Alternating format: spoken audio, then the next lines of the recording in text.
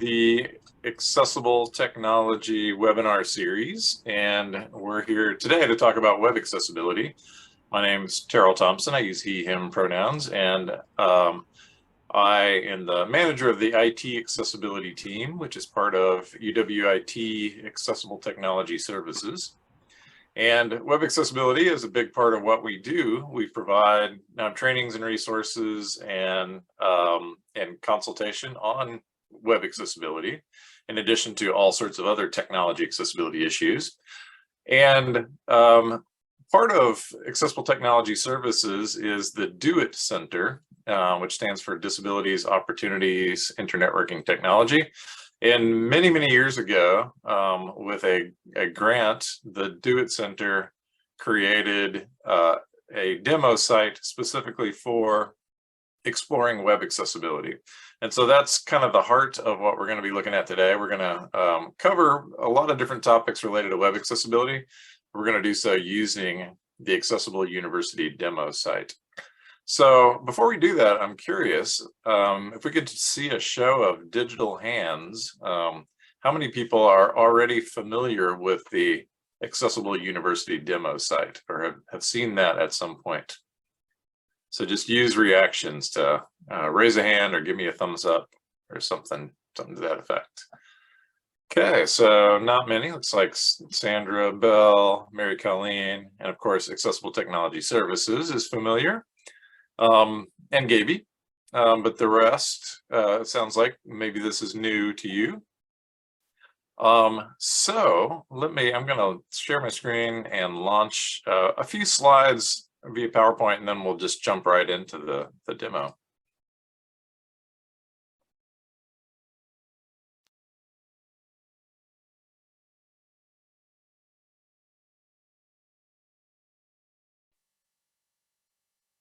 So first of all, since we're talking about web accessibility, let's all get on the same page. What are we talking about exactly?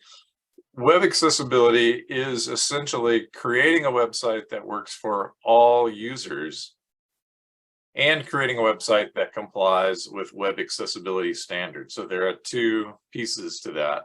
The first, of course, is really what it's all about, websites that work for all users, but there are standards that define what that means exactly, specifically related to users with disabilities. But when we're talking about creating a website that works for all users, then we need to define who all users are. What are their characteristics? And if you think of this as a continuum, you've got people who are perfectly able to do something like see. Yeah, there are a few people that have 20/20 vision, and there are some people who can't see at all. And most people fall somewhere in between on that continuum. They're somewhat able, somewhat not able. Assistive technology can sometimes help. Many of us wear eyeglasses or contact lenses. That is an assistive technology that helps us to overcome any deficiency that we might have in our ability to see. In some cases, assistive technology is not enough for people, who are far enough on the not able side of the spectrum. Same thing for the ability to hear, the ability to walk, ability to read print, write with a pen or pencil, communicate verbally, tune out distraction, and so forth. It really depends on what you're measuring. What are the actual functions that are needed in order to perform a particular role on your website? And some people are going to be perfectly able to do that. Some people are not going to be able to do that at all. And we want to create our websites in a way that that most people or all people can be on the far right side of this continuum.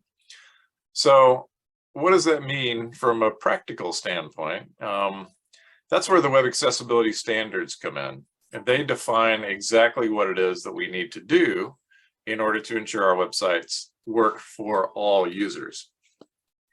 And the accessibility standards are a product of the World Wide Web Consortium, or W3C. And this is the group that has many of the standards. They were formed, the W3C was formed by Tim Berners-Lee, who invented the web. And shortly after he did so, he created this organization to govern the web. And hypertext markup language, HTML, is one of the products that the W3C oversees. From an accessibility standpoint, HTML has a lot of accessibility capabilities built into it. But early on, the W3C recognized that the web could introduce problems. And that was not the vision. The web was intended to break down barriers and provide access to information, at people's fingertips worldwide. And the fact that it could potentially shut some people out if it was not coded properly or designed properly, that was not in keeping with the vision. And so very early on in its history, the W3C created a subgroup called the Web Accessibility Initiative, and they began working throughout the 1990s on the Web Content Accessibility Guidelines, or WCAG, as we often call it.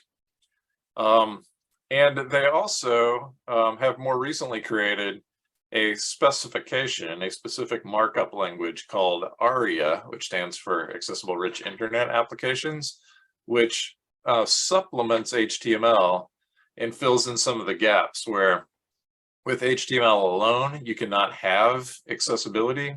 ARIA steps in and adds accessibility to HTML. So we'll look at some examples as we jump into the demo. But let's take a closer look at WCAG. There have been many versions, as I mentioned. They worked on this over the 90s, and version 1 was published in 1998. And that was updated 10 years later to version 2, and updated 10 years after that to version 2.1. So that's where we are currently. In 2018, 2.1 was published, became an official W3C standard.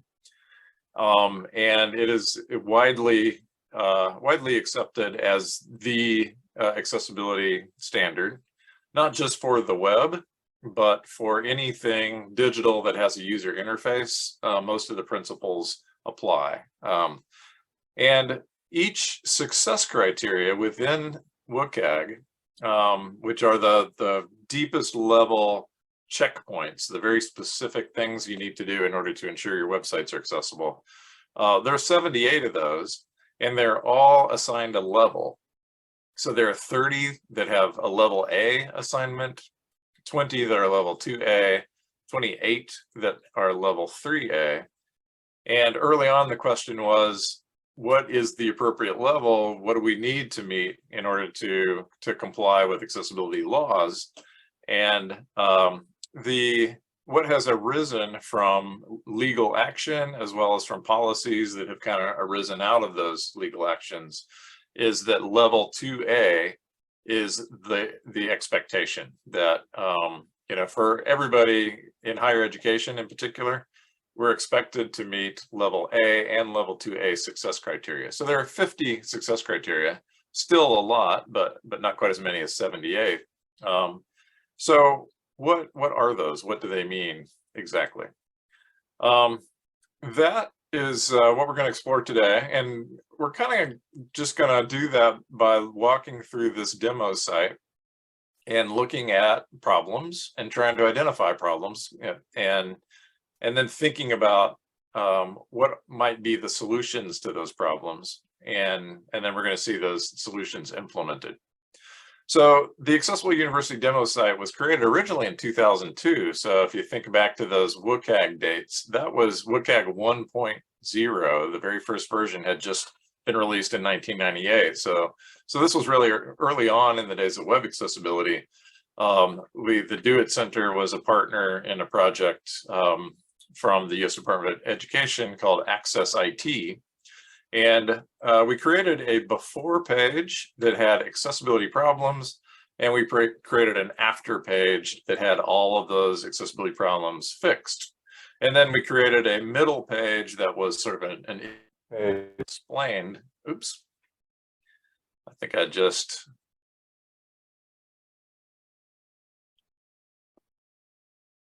wild gesture may have disconnected my camera and mic.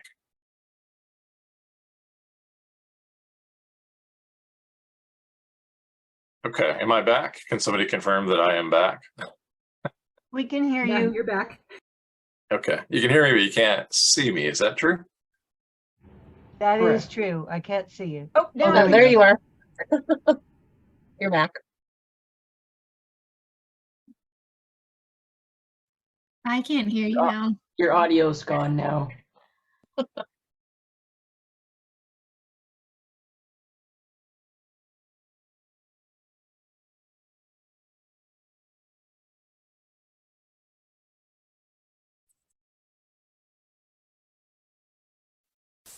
How about now? Do you have audio?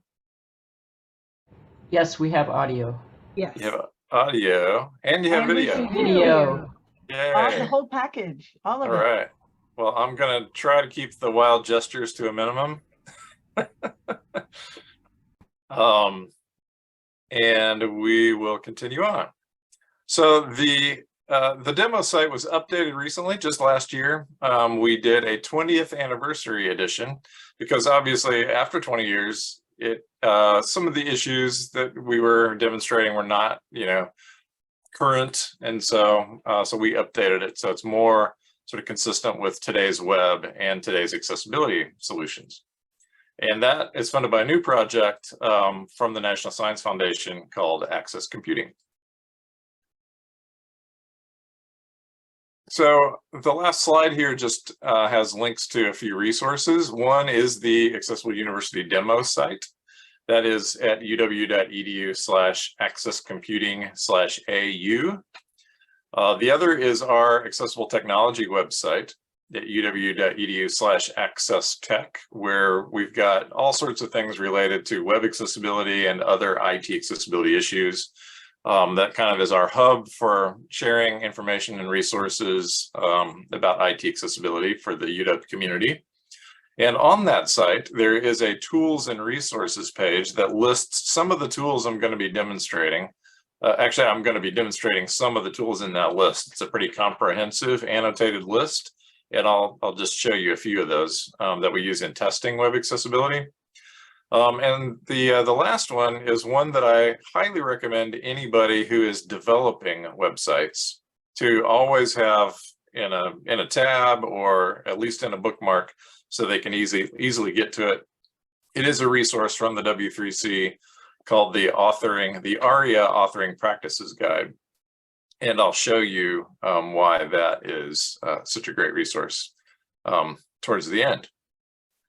So Anna Marie, if you can let me know if any chats come in that I should attend to. Otherwise, I'll just keep plugging away. We have nothing right now. Okay, thanks. So this is the Accessible University homepage. This is what you get at uw.edu/accesscomputing/AU. Again, there's a before page, an after page, and an info page. We also have some additional files that we use for demonstrating document accessibility. And if you attend one of our webinars on document accessibility, Gaby uses those files pretty extensively in those presentations, so you can learn more about what those are all about. But today we're just going to be looking at these web pages, specifically the before and the after. So here is the Accessible University before page. And let me just give you a quick tour of what's on this page, just generally, and ask you to think about what might be a barrier here for certain groups of users. So first of all, we have an image at the top. That's the banner that says Accessible University. That is a graphic. We have a set of drop-down menus, navigation menu. If I hover over these, then I get sub-menus. We have a carousel, and I can advance through the carousel by clicking on the next button or the previous button. I also have some what are called lintels, the little buttons at the bottom, that also allow me to navigate and give me some indication of which slide I'm on in the set. Beneath that, there are different sections of the page with headings at the top of each section. There's welcome. There's a Spanish section because this university wants to be inviting to people who speak Spanish. And so there's a bienvenido section. There's a section called Can You Spot the Barriers? And it says there are at least 22 accessibility issues on this page. To see a list of known issues, click here. To see a more accessible version of this page, click here. And for a cheat sheet of accessibility issues, click here. And if we click the latter of those, we get a dialog box that lists all the accessibility issues. Then we have a table of AU enrollment trends that has information broken up, by degree and by year and by undergraduate versus graduate. There's a video, 1-minute video that we can watch here in a little bit. And there's a form where you can apply right here from the homepage, apply to the university. So having received that tour, what are some things that you might be concerned about from an accessibility standpoint? Feel free to either raise your hand if you want to speak out loud, or type into chat. So far we have low color contrast in tabs, CAPTCHA, and multiple non-descriptive hyperlinks with the same text, potential for inaccessible table alt text on headings. Headings are divs, not H number tags. Okay. All right, those are all excellent. And let's take a closer look at each of those items. First of all, I guess I'll just start at the top. We have a graphic that says accessible university, and that may or may not be accessible. We don't necessarily know, but we always need to ask, is this accessible? And so, so that's one thing. If a graphic needs to have alt text behind the scenes that provides an equivalent communication for somebody who's using a screen reader. And I'm going to do a screen reader demo in a moment to see, or we can explore the page with a screen reader to see what that is like. But if there's no alt text for graphics, somebody who can't see the graphic doesn't have the information that they need in order to understand what the picture is of. While talking about graphics, there are of course graphics, there are photos here in the carousel. There's also text overlay, and maybe the text overlay is all that's needed, but probably not, because these images are communicating a lot about the university. And so a sighted person gets a real feeling for what campus is like by seeing those images. And so it is important, if an image communicates anything of value, that it be described for somebody that can't see it. In contrast, we have some decorative images, just some horizontal lines down here. If those are created with images, they actually should have null alt. So alt equals quote, quote, which tells screen readers to ignore these images because they're just decorative. If you add alt text to those, then it just creates extra noise and does not help the user to understand the content of the page. The other thing, somebody mentioned the contrast, I think. These menus in particular have very pale contrast. It's gray on gray text. And another thing about the menus is I'm demonstrating by hovering. A question is always, what can you do without a mouse? So if somebody is physically unable to use a mouse, which actually is a lot of people, they may be just using the keyboard and pressing the tab key to navigate through a website. And if I do that now, I'm tabbing, tabbing, tabbing. I'm actually in the upper right corner. The home, before, after, and info buttons are part of the overall framework for the site. So they're not actually part of the demo site. So once I get past those, then I jump down to the menu. And that menu is actually triggered when it receives focus, the submenu is triggered as soon as the About menu option has focus. So it may be technically accessible. I can now tab and I can go through the different items in that menu. And if I tab again when I'm on the end, I get to the next menu and it too opens. The thing is, even though this may be technically accessible, first of all, the color contrast is terrible. It actually even gets worse as you're tabbing through. When an item has focus, the contrast gets even worse. And this is actually a somewhat common problem, because people may be tuned into contrast and trying to make things easy to read, but they might not be checking with keyboard. And so, it really is important to test with keyboard, because you can get very different colors appearing when something has focus than you get when you're hovering with the mouse. The other thing is, there is a right way to code navigation menus, and that's where this ARIA authoring practices guide from the W3C comes in. They have design patterns for all sorts of things that you can imagine, including on a website. There are accordions, there's an alert and message dialog, the carousel, and there are menus and menu bars, menu buttons, and so forth. Lots of different things that you find on websites. There is a very specific recipe for how to properly code each one so that it's accessible. So, and this gets pretty technical when you get into it, but it really is, for a developer, it's a recipe. Just follow the instructions, and you've got an accessible, in this case, an accessible menu.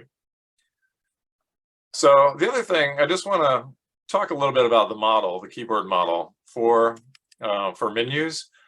This is a common one that we see even on UW websites, where a user is expected to tab through every item. And although it's technically accessible, if I don't want to access anything in the menu, I'm just trying to get to a link on the other side of the menu, this creates a lot of extra tab stops. And this is a pretty short menu. So imagine one that's got maybe sub menus and more menu items. It can take forever to tab through that.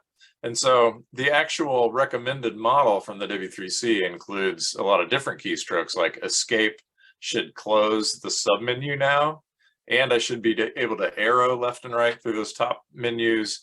And the role of tab should be to get me out of this. If I close this menu, then I should be able to tab beyond it very easily and not tab into the submenus. Another issue is headings. We have a clear heading structure visibly. If you can see this, then we've got welcome, bienvenido, can you spot the barriers, AU enrollment trends are all top level headings.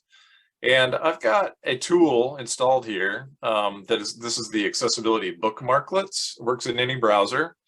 And you can look for any of these things that there's a bookmarklet for. And so for headings, if I click headings, then I should see that this is marked up as a heading if it is, but instead I get a dialog that says there are no heading elements found on this page.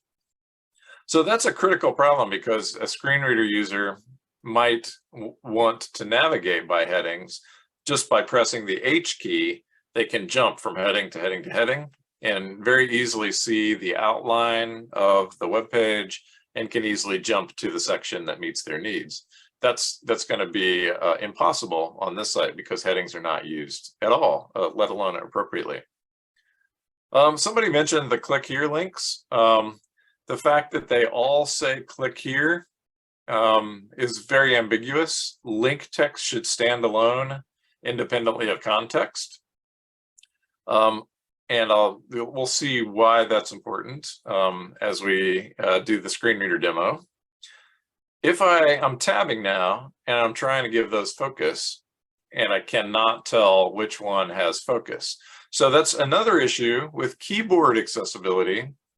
There needs to be visible focus So when you're tabbing through a website, you should always be able to tell where you are. That's the first rule of keyboard accessibility. If you don't know where you are, then you have no idea, what to click on. So that's a big problem with these. And I encourage all of you to take the no mouse challenge, which is on any website that you have control over or influence over or interest in. Just try accessing everything with the tab key and see, can you always tell where you are, and can you click on things? You should be able to press either the space bar or the enter key to click links and buttons and form controls and so forth. If I can click on this cheat sheet of accessibility issues, the one that pops up with a dialog, then I should be able to tab to either the OK button or the close button. And my focus, because this is a modal dialog, my focus should be trapped inside the dialog. And I'm pressing tab now, and I cannot tell where I am. If either of those buttons has focus, I can't tell. Also, the escape key should close this dialog, and that doesn't happen either. So as a mouse user, I can click and close this dialog, but if I was not a mouse user, I would be stuck at that point. I could have triggered that dialog by tabbing to click here and pressing enter if I could see it, but once it's open, there's no way to close it without a mouse. Let's have a look at this video, just 1 minute and 23 seconds, so that'll give you a break from listening to my voice. Watch this, and then let's talk about who might have difficulty accessing this video.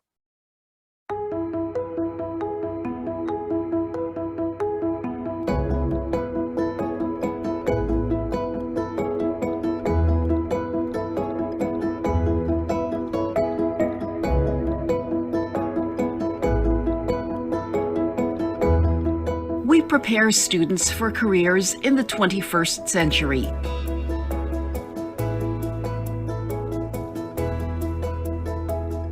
Our campus provides opportunities for students in all fields, from liberal arts to engineering.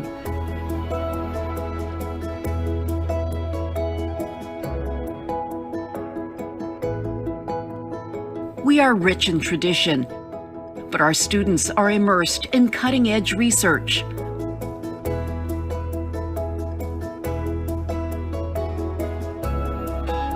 We've been ranked as one of the country's top institutions, but what we care about most is you, the student.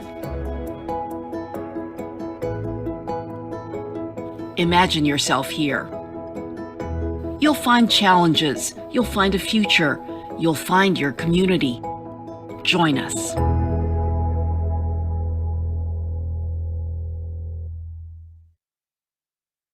Okay, so who might have difficulty accessing that video? I see in chat that Linda says it needs visual descriptions and captions, both of those issues. It's not captioned. There's no CC button here that would enable me to turn on captions. And if somebody can't see that, granted, it did have narration, so they would get something out of, just listening to the narrator if they can hear that.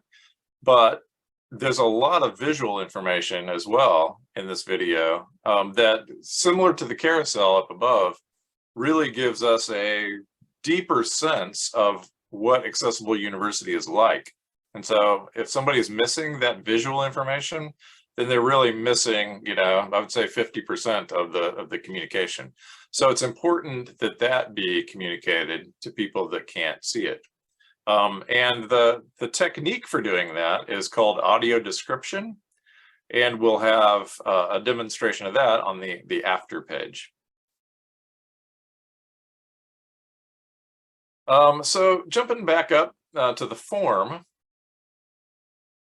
I don't know if anybody mentioned that required fields are in blue, and it is pretty difficult to tell which ones are blue and which ones are not. So, how do we know, which fields are required. That's a challenge. And that may seem extreme because blue is pretty close to black. And in this particular case, the shade of blue is very close to black. But there are some people who are going to be, no matter what color you choose, not everybody is going to be able to perceive that color as different from colors around it. So the rule within WCAG is don't use color as the sole means of communicating information, because there are going to be some people that cannot perceive that color or color differences. And so we need to think of a different way to identify which fields are required. And somebody mentioned the CAPTCHA. Please enter the 2 words you see below, separated by a space. This was an actual real world CAPTCHA that I grabbed. It was on Facebook that it wanted me to type in what looks like negative 72.9 degrees. And I was trying to rack my brain for what the ASCII code is for the degree symbol. But probably they're asking me to type that's probably an O. But I have no idea what this ink blot is that's got stuff in it. So it's hard for everybody, but for somebody who can't see this at all, that creates a big problem because you can't add alt text to it that has the the actual text, because then the bots that we're trying to keep out would be able to just harvest the alt text. So there needs to be a solution, but that's a more complicated problem to solve. But we do have a solution, one example of a solution on the after page. So let me take a quick look at the after page, and then I want to do a screen reader demo with both the before and after page, so you can see what that is like and the impact that a screen reader, proper coding has on screen readers. So first of all, we'll do a quick check with our bookmarklets. Before I checked for headings, I also can check for landmarks. This is an important piece of the accessibility puzzle because landmarks group content into sections that can be really useful for screen reader users to jump to a particular section of the page and again figure out how the page is organized. So if I click on landmarks, this tool outlines the different areas of the page that are coded as a particular landmark. So we've got a couple of navigation landmarks. We've got a complementary landmark, which is the sidebar over here. We've got the main content in the middle. And we've got some regions within the main content. And then we've got a content info section, which is the footer. And so this is, very nicely organized. All the content is contained inside a landmark, which is really going to make it easier for a screen reader user to navigate. Headings, we talked about the importance of headings earlier. Now, instead of a dialog that says there are no headings, we've got Accessible University as a heading 1, and we've got all these subheadings as a heading 2. So it forms a nice outline of the web content. Doesn't skip levels, which is an important feature of an outline. And so a screen reader user can really come away with a good understanding of how this page is structured. And if they want to go to a particular section, they can very easily jump right to that. Apply now is also a heading. If we do a keyboard test, so I'm going to tab now, and I tab into these menus. And if I press enter now, and then tab into the submenus, notice the contrast is much better, first of all. But also, if I press escape, that closes the submenu, and I can use arrow keys to move left and right. I can also use arrow keys to move up and down in the submenus. So much more accessible. This is coded properly according to the W3C's design patterns that are in the ARIA Authoring Practices Guide. If I tab to the carousel, then the previous and next buttons are highlighted when they receive focus, and so I can easily tell when they have focus and click on them. The color scheme is dubious here. It's hard to tell whether the previous or the next has focus because they each have a highlight around them. That's something we should probably look at in a new version. But the lintels also at the bottom, notice they have numbers indicating which slide is which. So it's not just a color coding. The before version, it was yellow for the current slide and white for the slides that don't have focus. So that's using color to communicate information. And that's the sole means of communicating information, which is problematic. If I jump down to the can you spot the barriers section, notice that to tackle this, it required just a rewrite. We just use text differently. So instead of click here, we have very specific link text that tells us where we're going to go if we click.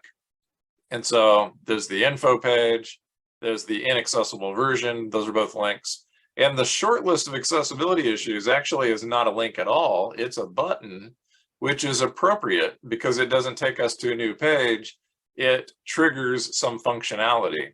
And that is something that there's a difference in links and buttons, and it's important to understand that difference because the which one you use has expectations that get communicated to the user. So if a user encounters a link, and I'm thinking a screen reader user in particular, they encounter a link, they expect when they follow that link, they're going to go to a new page. If they encounter a button, they expect if they click on that button, something on this page is going to happen. And in this case, a dialog is going to pop up. And I can tab between OK and cancel, or I can hit the escape key to make that dialog go away. And my focus is right back where it started on that button that originally triggered this. Another thing is with this data table, I don't know that anybody mentioned the acronyms, but CS, ING, ECO, PHI, and PSI is a little cryptic. Maybe people know what those are, maybe not. And particularly where it's ambiguous, like ECO, could be economics, could be ecological science. And if we hover over these, we now get a tooltip that tells us what they are. It is in fact economics. PHY is physics, as opposed to physical education. That too could be confusing. Psychology, engineering, and computer science. And so we're using the HTML abbreviation tag to accomplish that. And that has an impact for screen reader users as well. For the video, we now have a different video player. The one we saw before was just the default player that's provided by the browser. That's going to be different in every browser in terms of what features are available on it and what it looks like. This is Able Player. It's a free open source media player that we developed here at the UW. And it has all sorts of accessibility features, including captions. So captions are turned on currently. It also has a audio description track, which you can turn on or off.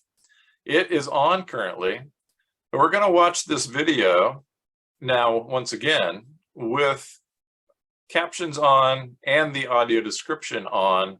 The audio description is a separate narration track that describes the visual components. And so let's see what that looks like.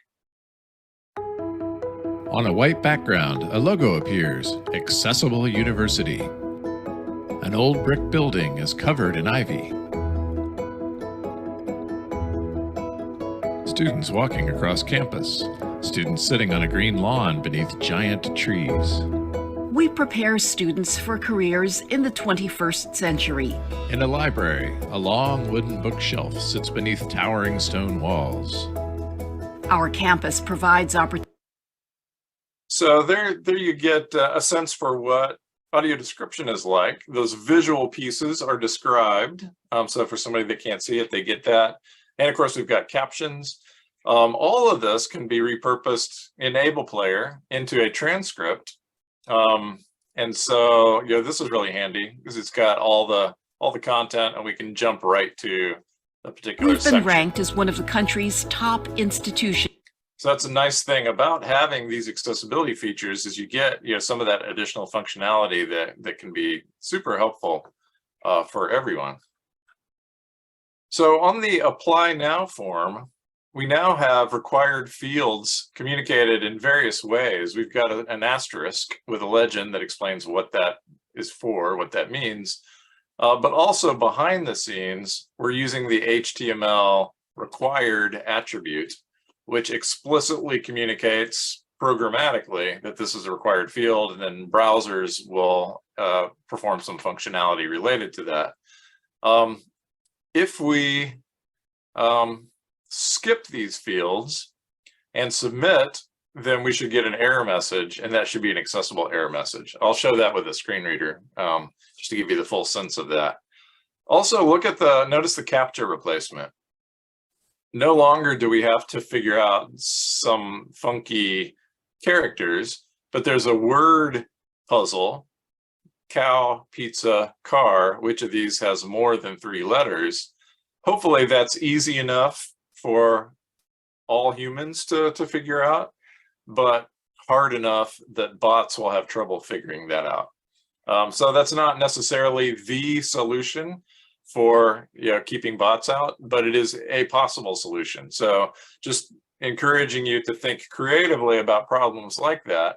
And there are lots of people around the world that are thinking about accessibility solutions for CAPTCHA alternatives, but that's one of the possibilities that has emerged. So I think I'm going to jump over to the before page, and I'm going to launch JAWS, which is the most popular screen reader in the United States. And we'll just kind of do a quick tour of what the before page is like for a JAWS user. JAWS.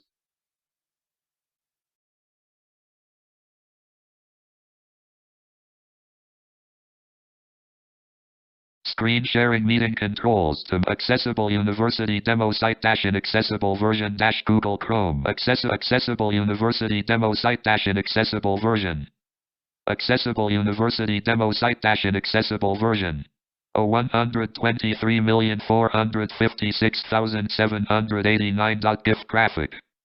So that's a pretty long, cumbersome number. You may have heard .gif at the end of it.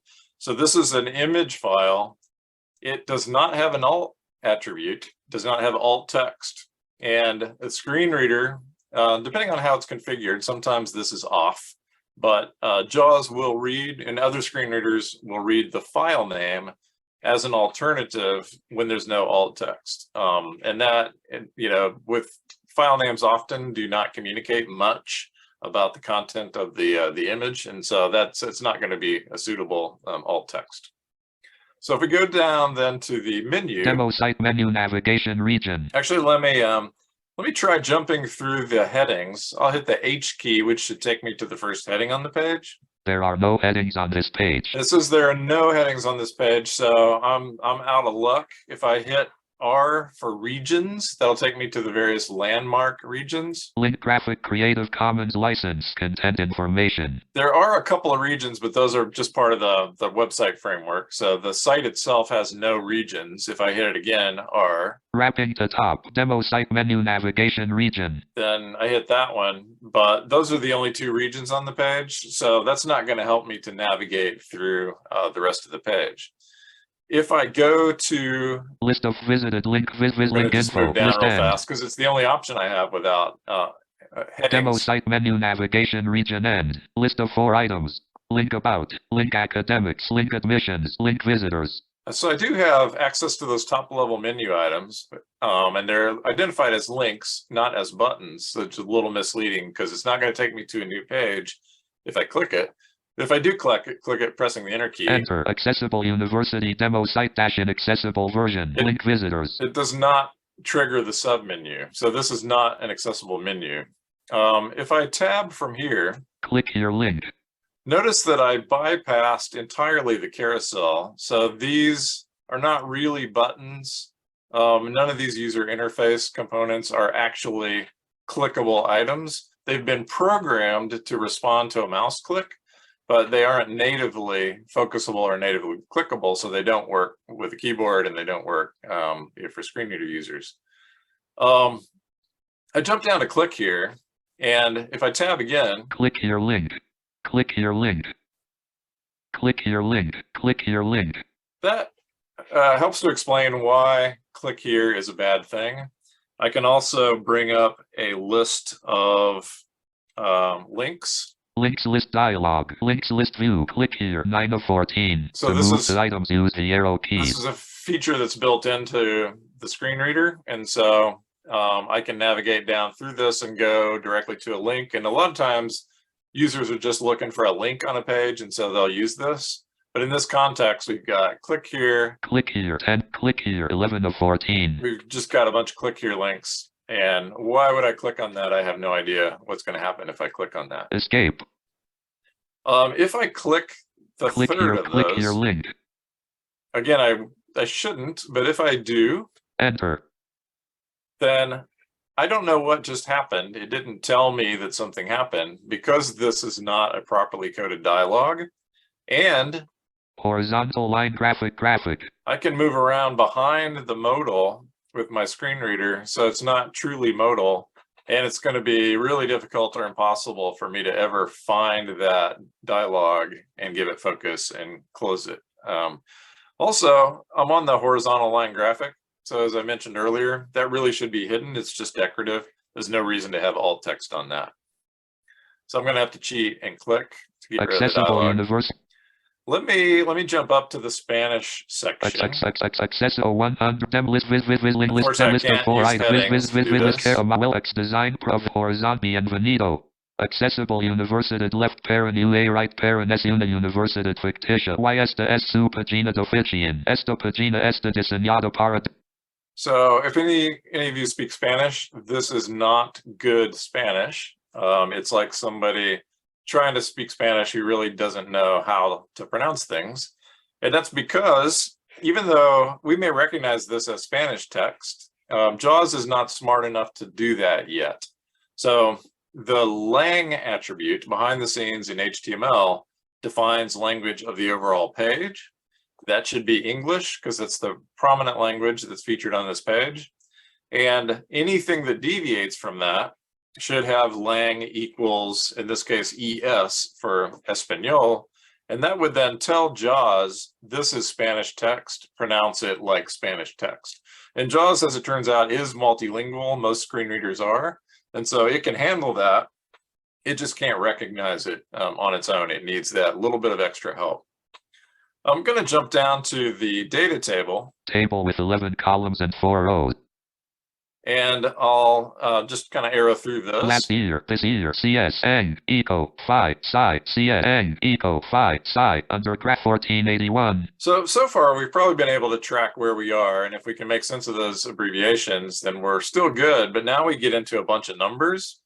And 400, column 3. we know we're in column 3 now, and the number there is 400. But what is column 3? We've had to track, our progress through this table in order to figure that out. So whenever you've got particularly a complex table like this one, and this is small, but imagine a much bigger table with more data points, it can be really difficult to figure out where you are within the table when you've just got a bunch of numbers that you're navigating through. So really important that tables be coded properly. And when you've got a properly coded table, then screen readers can handle them very gracefully. And I'll show that on the after page. Let me jump up to the form. Name, edit. So JAWS announces this as the name field. Email, edit, type in text. Email. Country, edit, And type in text. country. Then I've got a bunch of checkboxes for desired majors. If I know that I want to major in psychology, because all those other things prior to that are what I would call hard sciences, and I'm not a hard sciences kind of guy. Engineering checkbox not checked. Press space bar. That's not psychology. Economics checkbox not checked. Not Physics that. checkbox not checked. Not that. Psychology checkbox not That's checked. psychology. Press space So bar. I check that. Space checked. And I apply to the university and I get accepted in the physics program. And that's not at all what I intended. So what's happening here is this form is not properly coded. The labels that should be associated with the form fields Even the ones up above, name, email, country, that, that's a label that needs to be associated with the field below it. Each of these buttons, each of these labels needs to be associated with the button to the right of it. Because it's not properly coded, JAWS is trying to figure it out. And no other screen reader does this. They would just say checkbox, but would not tell you what the label is. JAWS is trying to figure it out, but it's doing so incorrectly. And this is why the other screen readers won't even touch it, because they don't want to mess you up and be at fault for you becoming a physics major. So that's a big problem with forms not being coded correctly. Spanish secure. Of course, Please we're not enter going to be the able to two fill out words the you see security below, text. separated by a space. Edit. Type submit button And if to we activate. submit Press this enter. with errors, Enter. then an error appears, but a screen reader user has no idea that an error just appeared or what happened. Where are they now? They've got to explore to try and figure out what just happened. So this whole experience for a screen reader user has been pretty bad, and they're not going to apply to this university. But if we go to the after page, let's see what some proper coding and what a difference that can make. Demo alert using the audio described version of this video. Pay accessible. First of all, the image at the top. Accessible University demo site dash accessible same same page link. Skip the main content. There's a skip to main content link, so I could use that to jump right to the main content if I wanted to. Heading level 1 graphic accessible university. This time, instead of the file name, the graphic, which is also a heading 1, is accessible university. That's excellent. Demo site menu navigation region. List of 4 items. Skip the demo site navigation. I'm actually going to hit R for regions. Main menu navigation region. And it jumps right to the next region, which is that main menu navigation region. It's well identified. List of 4 items. If I go into that, About button collapsed. I'm on the About button, and it tells me that it's collapsed. I press Enter. Enter expanded. Main menu expanded. navigation region. I'll List with tab 4 into items. that. List with 4 items. News link. Governance link. And if I hit Escape, Escape. About button collapsed. Then To I'm- activate, press Enter. I'm back on the About button, and it is collapsed. So really easy to navigate through the navigation menu. Let's tab beyond this to the carousel. Main region. Slideshow. Next button. To activate, press Enter. If I enter to click the next button, Enter. Rooted in its history. then it reads the text. It does not read the alt text for the image automatically. I would have to explore to get that, but at least I get some information, and that's a design decision, that some information needs to be communicated automatically so the user knows that they have in fact advanced to the next slide. But then they need to explore further if they want more details. Enter with opportunities to learn. Enter and go. Enter a modern school. Okay, so I'm back to the start. If I press the H key to navigate through headings, Welcome. Heading level 2. there's welcome, Bienvenido. Heading level 2. there's bienvenido, and notice that it is now pronouncing the Spanish text properly. Accesible universidad, abre paréntesis, UA cierra paréntesis, es una universidad ficticia y esta es su página de ficción. If I go, I'm just going to tab to the next section to go into those links. Info link. An accessible version link. And the next one will take me to that button. Short list of accessibility So I can issues. Opens in trigger a the dialog button to dialogue. It activate, says press Enter. opens in a dialogue because it's properly coded, and the screen reader knows this is going to trigger a dialogue. Enter. Accessibility issues dialog. Close dialog button to activate, press Enter. And then I can drill into the dialogue and read the content. List of 22 items. 1. Miss 2. 1. Missing landmark regions. 2. No headings. 3. Language not specified. And if I don't want to read all 22, I just press Escape. Escape main region. Short list of accessibility issues. Opens in a dialog button to activate, press Enter. back- Speed 1x. A Back to modern where I started.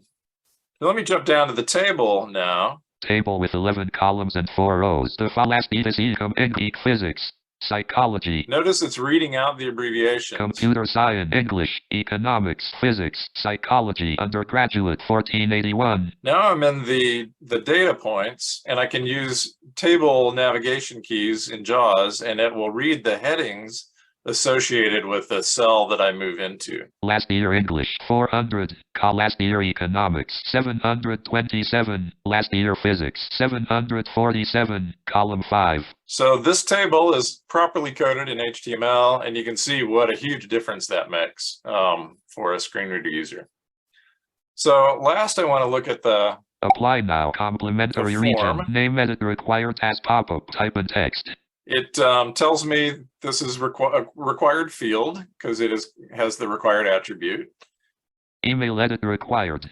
Country : edit type. Desired major left parent s right parent : group list with 6 items. Computer science checkbox not checked. To check, press space bar. So the checkboxes are now correctly associated with their labels. I can in fact go down to psychology. Psychology checkbox space and check. Check that. This time it's correct. Spam security question group. Security question group. Cow, pizza, car. Which of these has more than 3 letters? Pizza has more than 3 letters. I can solve that. Submit and I button can to submit. activate. Press enter and alert. Error : name is required. But I get an error, and this time the screen reader user is informed that there's an error, and focus is placed on the first field that has an error. And so all of this is coded properly for accessibility. And Unloading JAWS. Quit JAWS dialog. Enter. Accessible the info page describes all of the issues. So all of the 22 problems are listed here, and all of the solutions are listed here, included this code level information, and there are links to other information that can be found on our accessible technology website, where we go into a lot more of the details about how to make things accessible. And there's also tools and resources that includes an annotated list of some of the tools. Mostly I just showed the accessibility bookmarklets today, but there are lots of other tools, free tools, that can help with checking for web accessibility. So we only have 2 minutes left in the advertised time, but I'd love to answer any questions that y'all have.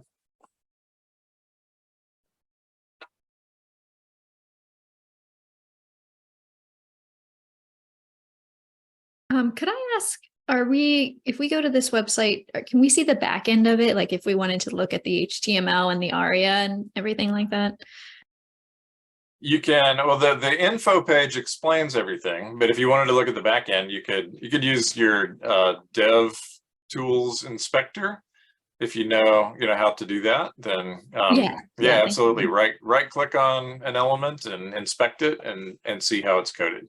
Okay, and then the link you shared at the beginning with the ARIA website, has that been shared in the chat, or is that somewhere?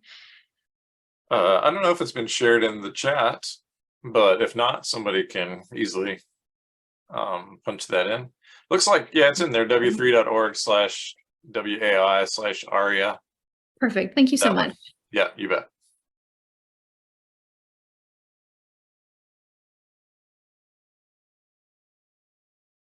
So how about, I have one question, a digital show of hands, who learned at least one new thing about web accessibility today?